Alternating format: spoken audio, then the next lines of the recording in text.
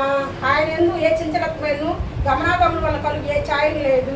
ఆయన తాను సృష్టించిన వాటిలో మనము ప్రథఫలంగా ఉండినట్లు సత్యవాక్యం వల్ల మనలను ఆయన సంకల్ప ప్రకారం కలిను.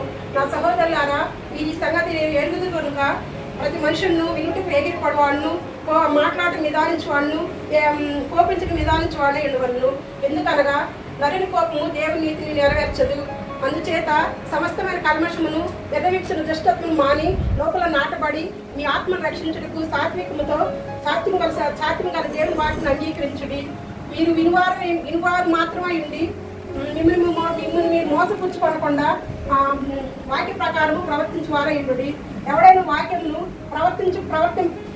వాక్యమును వినువాడయండి దాని ప్రకారం ప్రవర్తించిన వాడైతే వాడు అర్థంలో తన సహముఖం చూసుకొని మనుషుని పోలిండును. వాడు తను చూసుకొని తాను ఎట్టివాడు అవతలికి పోయి వెంటనే మర్చిపోను కదా. అయితే స్వాతంత్రమిచ్చు సంపన్నంలో నిలకడగా ఉండేవాడు పేరు చూసి నిలకడగా ఉండేవాడెవడో వాడు విని మరచువాడు కాక క్రియను చేయవాడండి తన క్రియలో ధన్యుడగును.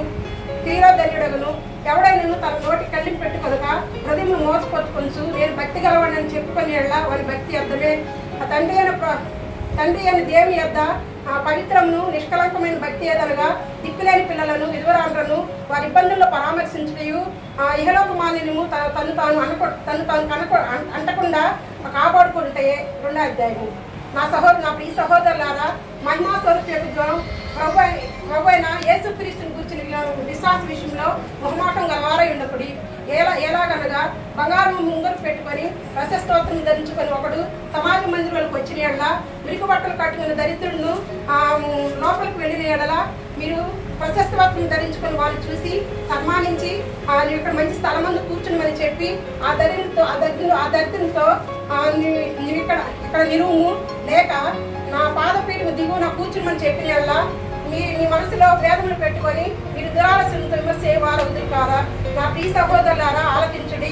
ఈ లోక విషయంలో దరిద్రులైన వారిని దరిద్రులైన విశ్వాసమందు భాగ్యవంతులుగాను తను ప్రేమించే వారికి తాను వాగ్దానం చేసిన రాజులకు వారసులుగా చేయుటకు దేవుడు ఏర్పరచుకోలేదా. మీరు దరిద్రులైన వారిని అవమానపరుతురు. ధనవంతుడు మీ మీద కఠినంగా అధికారం చూపుతారు. మిమ్మల్ని న్యాయసభలకు పీడ్చేవారు వీరే కదా. మీకు పెట్టబడిన శ్రేష్టమైన నామమును దూషించేవారు వీరే కదా. మెట్టుకు నిన్ను వల్ల నీ పొరుగు వారిని ప్రేమించమని లేఖనంలో ఉన్నట్టు ఈ ప్రాముఖ్యమైన ఆజ్ఞలను నెరవేర్చిన ఎడల మీరు బాగుగానే ప్రవర్తించేవారు. మీరు పక్షపాతం చూపిన వారైతే ఆ ధర్మశాస్త్రం అపరాధుగా తీర్చబడి పాపం చేయవారు. ఎవడైనా ధర్మశాస్త్రం అంతటి గైకొని ఆజ్ఞలన్నింటిలో ధర్మశాస్త్రం అంతా గైకొని ఒక ఆజ్ఞ విషయంలో తప్పిపోయిన ఆజ్ఞలన్నింటిలో అపరాధియగును. వ్యభిచారుడు నరహత్య చేయవద్దని చెప్పిన కనుక వ్యభిచరింపపోయినను నరహత్య చేసిన ఎడల ధర్మశాస్త్ర విషయంలో అపరాధి వైతివి. స్వాతంత్రం ఇచ్చు నియమం చొప్పున తీర్పు పొందవారికి తగినట్టుగా మాట్లాడి అలాగనే ప్రవర్తించుడి. కనికరం చూపిన వాడు కనికరమైన తీర్పు పొందును. ఇచ్చిన అశయపండు. మా సహోదరులారా, క్రియలు లేనప్పుడు ఎవడైనాను నాకు విశ్వాసం ఉన్నదని అన్నాడా విశ్వాసం ఏమి ప్రయోజనము? అట్టి విశ్వాసం అతను రక్షింపగలదా? సహోదరుడైనను సహోదరి అయినను దిగంబర్లై ఆనాటికి భోజనం లేక ఉన్నప్పుడు మీలో ఎవడైనాను వారి శరీరం కావాల్సిన ఇయ్యక మీ సమాధానం వెళ్ళి చలి కాసుకొని తృప్తి పొందడని చెప్పిన ఏమి ప్రయోజనము? అలాగే విశ్వాసం క్రియలు లేనిదైతే అది ఒంటిగా ఉండి మృతమైనదగును. అయితే ఒకడు నీకు విశ్వాసం ఉన్నది, నాకు క్రియలున్నవి, నాకు నీ క్రియలు లేకుండా నీ విశ్వాసం నాకు కనుపరచుము, నా క్రియల చేత నా విశ్వాసం నేను కనుపరచుదని చెప్పుము. దేవుడు ఒక్కడే అని నీవు నమ్ముచున్నావు. అలా నమ్మటం మంచిదే. దైవములు నమ్మి ఉంచున్నవి ఎక్కడ విశ్వాసము క్రియలు లేని విశ్వాసము నిష్ఫలమైనదని తెలుసుకొని కోరుచున్నావా? మన పితడైన అబ్రహాము తన కుమారుడైన ఇస్సాకును బలిపీఠం మీద అర్పించినప్పుడు తన క్రియల వల్ల అతడు నీతిమంతుని తీర్పు పొందలేదా? విశ్వాసము ఆయన క్రియలతో కూడి కార్యసిద్ధి కలిగి చేసిననియు క్రియల మూలమున తన విశ్వాసము పరిపూర్ణమని ఎందుకు గ్రహించున్నావు కదా. కాబట్టి అబ్రహాము అతను నమ్మెను, అది అతని నీతిగా ఎంచబడిన లేఖను నెరవేర్చను. మరియు దేవుని స్నేహితుడని అతనికి పేరు కలిగెను. మనుషుడు విశ్వాస మూలముగా కాక క్రియల మూలమున నీతిమంతుడిగా ఎంచబడని మీరు దీనివల్ల గ్రహించితిరి. అటువలనే రాహాబు వేసి కూడా దూతలను చేర్చుకొని వారి వేరొక మార్గం ఎలుకలు పంపివేసినప్పుడు తన క్రియల ద్వారా నీతిమంతురాలుగా ఎంచబడి కదా. ప్రాణం లేని శరీరం ఎలా మృతమో అలాగే క్రియలు లేని విశ్వాస మృతము. 3వ అధ్యాయం. బోధకులమైన మనము మరి కఠినముగా తీర్పు పొందడం తెలుసుకొని మీరు అనేకులు బోధకులు కాకుండాడి అనేక విషయాలు మనమందరం తప్పిపోవచ్చున్నాము. ఎవడైనాను మాట తప్పని ఎడల అట్టివాడు లోపం లేనివాడై తన సర్వ శరీరమును స్వాధీనపరుచుకునే శక్తి గలవాడగును. గుర్రములు మనకు లోపలటకై నోటికి కళ్ళెం పెట్టి వాటి శరీరం అంతా త్రిప్పుదుము కదా. ఓడలను చూడుడి, అవి ఎంతో గొప్పై వెలుగాలి కొట్టుకొని పోబడినను ఓడ నడుపు అని ఉద్దేశం చొప్పున విక్కిరిచినదకు చుక్కాని చేత త్రిప్పబడును కదా. అలాగనే నాలుగు కూడా చిన్న అవయవమును బహుగా అదిపడును. ఎంత కొంచెం నిప్పు ఎంత విస్తారమైన అడవిని తగలపెట్టును. నాలుక అగ్నియే. నాలుక మన అవయములో ఉంచబడిన పాప ప్రపంచమై సర్వ శరీరములకు మాలిన్యం కలుగు చేయును. అది ప్రకృతి చక్రములకు చిచ్చుపెట్టును. అది నరకము చేత చిచ్చుపెట్టబడును.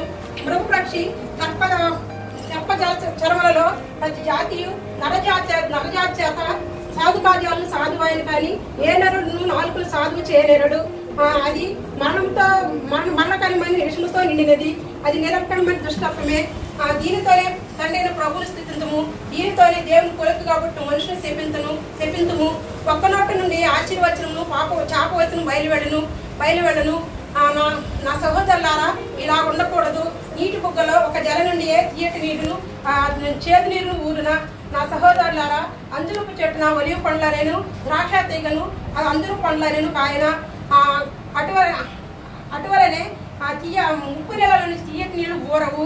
మీలో జ్ఞాన వివేకం గలవాడు ఎవడు? వాడు జ్ఞానంతో కూడిన సాక్ష్యం గలవాడే తన యోగ్య ప్రవర్తన వల్ల తన క్రియలు కనపరచవలెను. అయితే మీ హృదయంలో చనిపోవడం కానీ మత్సరమును వివాదమును ఉంచుకునే వారైతే అక్షయపోవద్దు. ఆ సత్యమును విరోధముగా అబద్ధమాడవద్దు. ఈ జ్ఞానము పైనుండి దిగి వచ్చినది కాక భూ సంబంధమైనది ప్రకృతి సంబంధమైనది దెయ్యముల జ్ఞానం వంటిది అన్నది. ఏలయనగా మత్సరమును వివాదము ఎక్కడ ఉండునో అక్కడ అలరియు ప్రతి నీచ కార్యమును. అయితే పైనుండి వచ్చి జ్ఞానము మొట్టమొదట పవిత్రమైనది, తరువాత సమాధానమైనది, మృదువైనది, సులభముగా లోబడినది, కనికరముతోను మంచి ఫలముతోను నిండుకొన్నది, పక్షపాతమైనను వేషధారణ లేనిదే ఉన్నది. నీతి ఫలము సమాధానం చేయవారికి సమాధానము ఎత్తబడును. 4వ అధ్యాయం.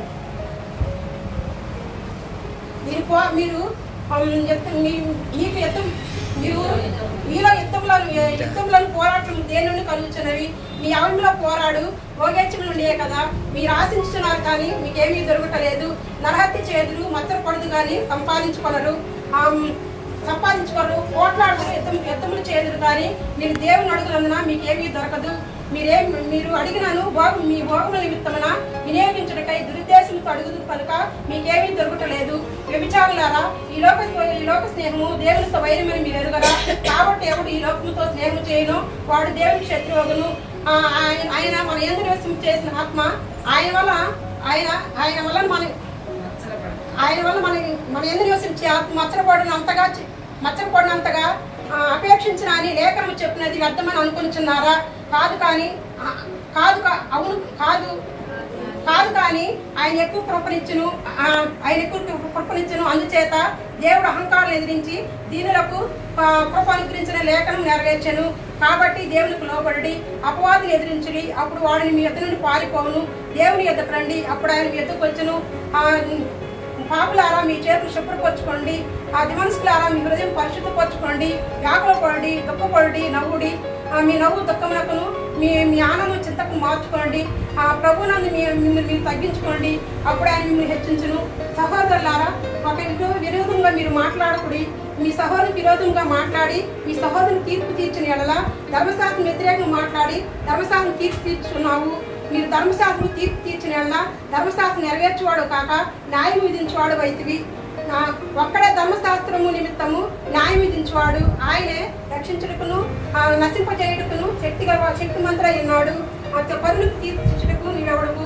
నేడైనను రేపైనను ఒక పట్టణం వెళ్ళి అక్కడ ఒక సంవత్సరం నుండి వ్యాపారం చేసి లాభం సంపాదించుకోమని చెప్పుకొని రేపేమి సంబంధించిన మీకేమి తెలియదు. మీ జీవమే పాటది. మీరు కొంతసేపు కనబడి అంతలో మాయమైపోవారు, ఆవిరి వంటి వారే. కనుక ఇప్పుడైతే ప్రభు చిత్తం అయితే మనము బ్రతికి ఉండి ఇది అది చేయమని చెప్పుకున్నాము. ఇప్పుడైతే మీ డమంలో అసేపడుదురు, అట్టి అసేమంతా చెడ్డది కాబట్టి మేలు చేయనెరియు అలాగే చేయని వారికి పాపం కలుగును. 5వ అధ్యాయం. ఇదిగో ధనవంతులారా, మీ మీదకి వచ్చే ఉపద్రవముల గురించి ప్రలాపించి ఏడుగుడి. మీ ధనము చెడిపోయేను, మీ వస్త్రములు చిమ్మటలు కొట్టినవాయను, మీ బంగారము మీ వెండి తుప్పు పట్టినవి. వాటి తుప్పు మీ మీద సాక్ష్యముగా ఉండి అగ్ని వలె మీ శరీరం తినివేయును. అంత్యదినములందు మీరు ధనము కూర్చుకొంటిరి. ఇదిగో మీ చేలు కోసిన వారి పనివారికి ఇగా మీరు మోసముగా బిగించిన వారి కూలి మొరపెట్టుచున్నది. మీ కోతలు కోసిన వారు కేకలు సైన్యములకు అధిపతి ప్రభువు చెవులలో జొచ్చి ఉన్నవి. మీరు భూమి మీద సుఖంగా జీవించి భోగశక్తులే పదదినమునందు మీ హృదయములను పోషించుకుంటది. మీరు నీతిమంతుని వారికి శిక్ష విధించి చంపుదురు, అతడు మిమ్మును ఎదిరింపడు. నా సహోదరులారా, ప్రభువు రాకడ కొరకు ఓపిక కలిగి చూడుడి వ్యవసాయకుడు తొలకరి వర్షమును అడవరి వర్షమును సమకూడు వరకు విలువైన భూఫలం నిమిత్తము ఓపికతో కాచుకొంచు దాని కొరకు కనిపెట్టుకొని కదా. ప్రభు రాక సమీపించినది కనుక మీరును ఓపిక కలిగి ఉండుడి మీ హృదయంలో సిద్ధపరచుకొనుడి. నా సహోదరులారా, తీర్పు పొందకుండా నిమిత్తము ఒకరి మీద ఒకరు సనగకుడి. ఇదిగో న్యాయాధిపతి వాకటి నిలిచి ఉన్నాడు. నా సహోదరులారా, ప్రభువు నామమున బోధించు ప్రవక్తలను శ్రమానుభవమును ఓపికను మాదిరిగా పెట్టుకొనుడి. సహించిన వారిని ధన్యులు అనుకుంటున్నాము కదా. మీరు ఏబు యొక్క సహనము గురించి వింటిరి. ఆయన ఎంతో జాలి కనికరం గలవాడని మీరు తెలుసుకొని ఉన్నారు. నా సహోదరులారా, ముఖ్యమైన సంగతి ఏమనగా ఆకాశం తోడని కానీ భూమి తోడని కానీ మరి దేని తోడని కానీ ఒట్టు పెట్టుకొనకయు మీరు తీర్పు పాలు కాకున్నట్లు అవునంటే అవును కాదంటే కాదని ఉండవలెను. మీరు ఎవరికైనా శ్రమ సంభవించినా అతడు ప్రార్థన చేయవలను, ఎవరికైనా సంతోషం కలిగినా అతడు కీర్తన పాడవలను. ఎవడైనా మీలో రోగి అయి ఉన్నాడా అతడు సంఘ పెద్దలు పిలిపింపవలను. వారు ప్రభు నామమున అతనికి నూనె రాసి అతని కొరకు ప్రార్థన చేయవలను. విశ్వాస సహితమైన ప్రార్థన రోగిని స్వస్థపరచును, ప్రభు అతని లేపును. అతను పాపం చేసిన వాడైతే పాప క్షమాపణ నందును. మీ పాపమును ఒకరితో ఒకరు ఒప్పుకొనుడి. మీరు స్వస్థత పొందినట్లు ఒకరి కొరకు ఒకరు ప్రార్థన చేయండి. నీకు మంచి విజ్ఞాన ప్రార్థన మనపూర్వకమదే బహుబలం కలదే ఉండును. ఏరియా మన వంటి స్వభావం గల మనుషుడే వర్షింపబడినట్టు ఆసక్తితో ప్రార్థన చేయగా 3.5 సంవత్సరం వరకు భూమి మీద వర్షింపలేదు. అతడు మళ్ళా ప్రార్థన చేయగా ఆకాశం వర్షం ఇచ్చాను, భూమి తన ఫలం ఇచ్చాను. నా సహోదరులారా, మీలో ఎవడైనా సత్యం నుండి తెలిగిపోయినప్పుడు మరి ఎప్పుడు అతనిని సత్యములకు మళ్లించినప్పుడు పాపిని తన తప్పు మార్గం నుండి మళ్లించువాడు మన నుండి ఒక ఆత్మను రక్షించి అనేక పాపను కప్పిమైనని వాళ్ళు తెలుసుకోగలను.